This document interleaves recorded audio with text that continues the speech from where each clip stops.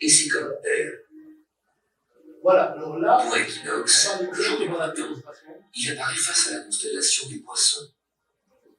Attendez. L'axe de la Terre au cours des millénaires décrit un cercle. Proche. Plus la Lune est proche, plus la marée est forte.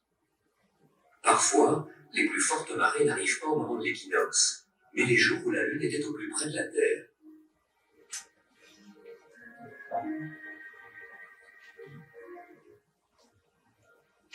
Si l'on regarde le Soleil au point équinoxe, le jour du printemps, il apparaît face à la constellation des Poissons.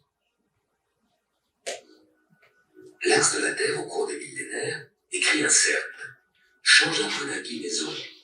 L'équateur évidemment change également d'inclinaison, très lentement. Mais si l'équateur change d'inclinaison, le jour de l'équinoxe changera également, puisqu'il y a équinoxe quand le Soleil se trouve à la verticale de l'équateur. Depuis 3000 ans, le jour de l'équinoxe, le Soleil se trouvait devant la constellation des Poissons. Actuellement, il se trouve à la limite de cette constellation.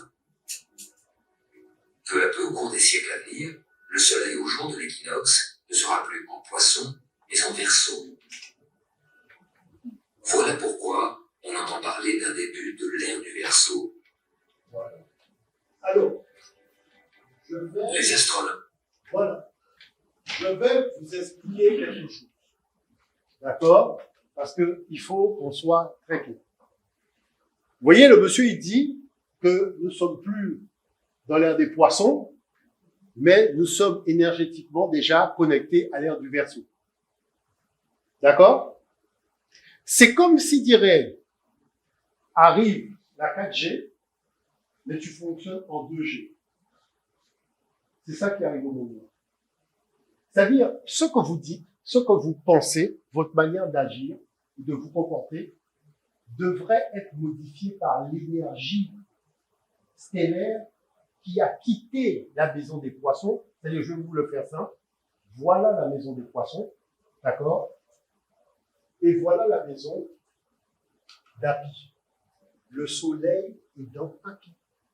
Le Soleil est dans Verseau. C'est-à-dire que l'énergie, la prise, il faut la déplacer de l'ère des Poissons et la mettre dans l'ère d'Api. C'est là où on branche tout. C'est là où l'univers se branche. C'est là où tout se branche en ce moment. Et vous continuez à parler de l'histoire, parce que vous avez bien vu que Juliette a changé dans l'axe qu'elle prend. Elle dit, il y a une pression extérieure qui a entraîné une contrainte qui nous a fait modifier. Ce qui est très beau. Est-ce que vous comprenez l'affaire? Moi, j'ai la chair de poule même quand je l'entends dire ça. Mais c'est de ça dont il s'agit. Vous gardez le même discours de l'ère des Poissons et vous n'adaptez pas ni votre pensée, ni votre énergie à l'ère du Verseau. Et vous pensez que l'univers va pouvoir se connecter à vous? Mais vous rêvez, mes chers amis. Tous les oiseaux, tous les poissons, tout le monde s'est déjà connecté. D'accord? Et vous, vous vivez encore dans les énergies de l'ère des Poissons. Je vous rappelle que en ce moment, au moment où je vous parle, Jésus est en train de déposer le bilan. Moïse et Abraham sont déjà à Pôle emploi. Et quant à Mahomet, il porte ses bagages des deux. Vous comprenez? C'est fini. C'est-à-dire qu'il faut bien comprendre une chose. C'est mort. Vous savez ce que ça veut dire? C'est mort. C'est mort parce que la maison dans laquelle ils sont nés, il n'y a plus d'énergie. C'est fini. Tandis que nos ancêtres avaient déjà déplacé la prise pour aller dans l'autre. Donc, si vous me demandez, mais au mot tout dit, pourquoi tu as écrit Cosmogénèse Camille? Je vous dirais que les ancêtres m'ont demandé d'écrire un bouquin sur une période qui allait arriver, dont moi-même je ne savais même pas qu'est-ce qui allait arriver. C'est maintenant que je comprends, mais pourquoi, depuis 10 ans, cette affaire-là m'intrigue. Cette histoire d'énergie connectée, connectable et compagnie. Et là, tout est devenu limpide. Tout est devenu limpide. C'est quoi l'ère d'Api? C'est quoi l'ère du Verseau? C'est l'abondance pour tous. Vous voyez? C'est l'abondance pour tous. C'est l'abondance pour tous, ça veut dire quoi? Le frère, je lui demande, tiens, regardez par exemple. Ils sont venus avec du vin. Ils sont venus avec des choses et compagnie. Vous voyez? Vous vous allez dire, bon, attends, il faut que, ah oui, mais est-ce que éventuellement, attends, je suis venu qu'avec 2000 en CFA, est-ce que là, vous êtes dans l'univers des poissons? Parce que dans l'univers du Verseau, vous allez recevoir plus que ce que vous avez donné. Mais si vous ne connaissez pas, vous ne commencez pas par donner, ça va être un petit peu compliqué. Alors, je vais vous expliquer what it is. Tous les hauts initiés disent au Mutunde, tu as raison.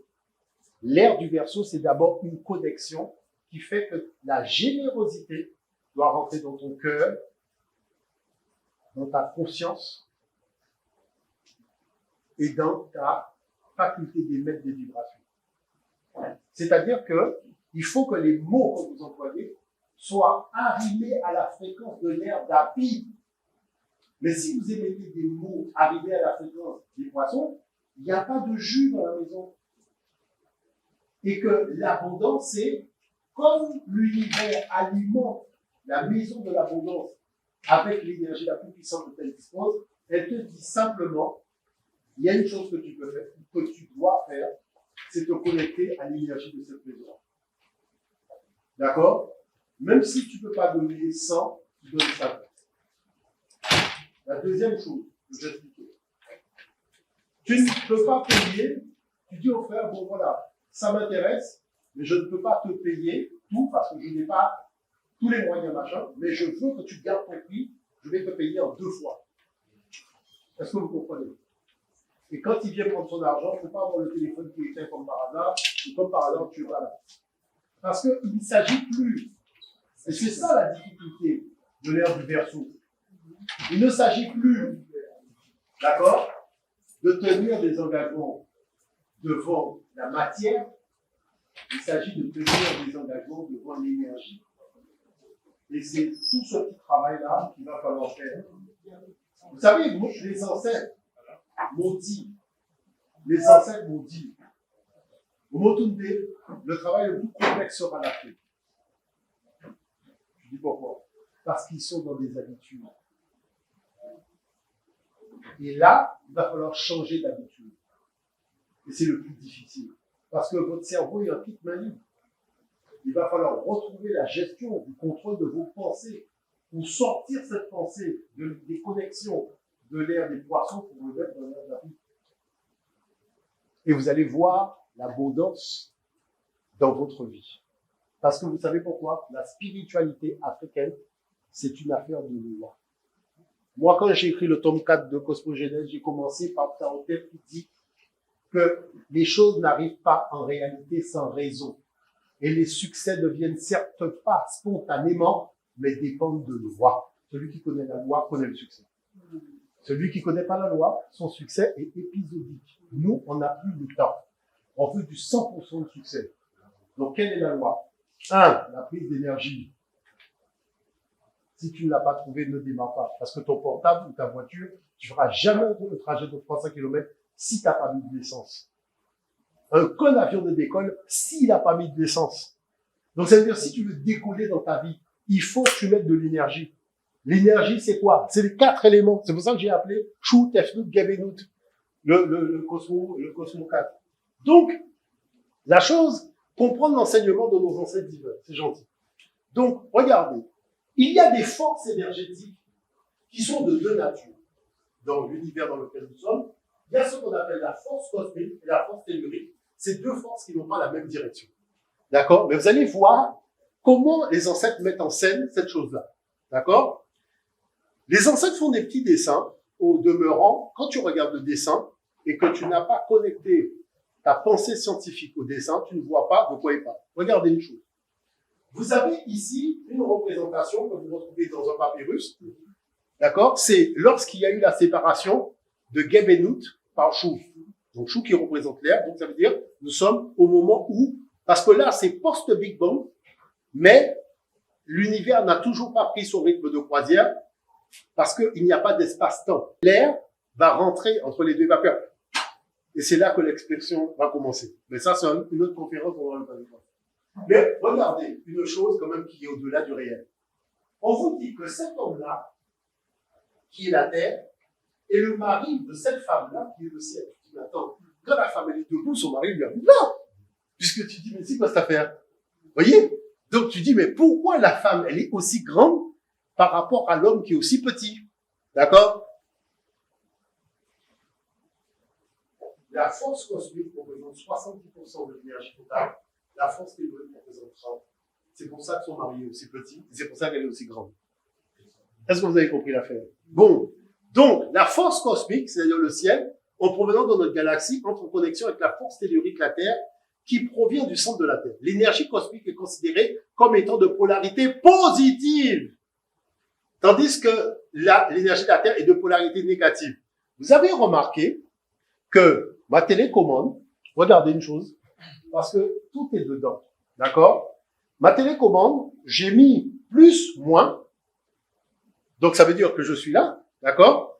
Et si je mets plus, moins, ça va pas fonctionner. Il faut que je fasse moins, plus.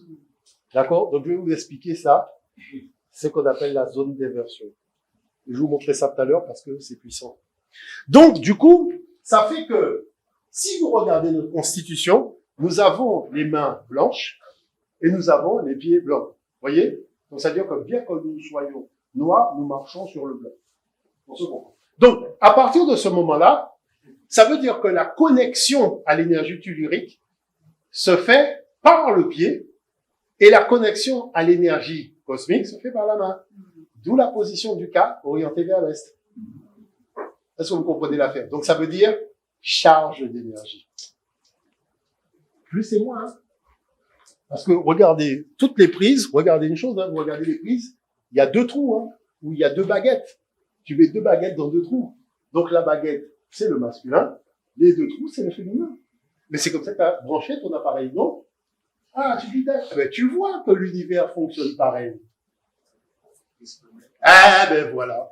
Donc le résultat, c'est que vous voyez, l'homme qui est esprit matière est une créature électromagnétique dont les cellules sont elles-mêmes des systèmes électriques et magnétiques. D'accord? Le noyau est de polarité positive, la membrane du cytoplasme est négative. Donc, lorsqu'on reçoit de l'énergie, on alimente nos cellules, en fait, en énergie. Et c'est ça qui fait que nos parents n'allaient pas à la pharmacie. Parce que ma grand-mère, quand elle est née, il n'y avait pas de pharmacie.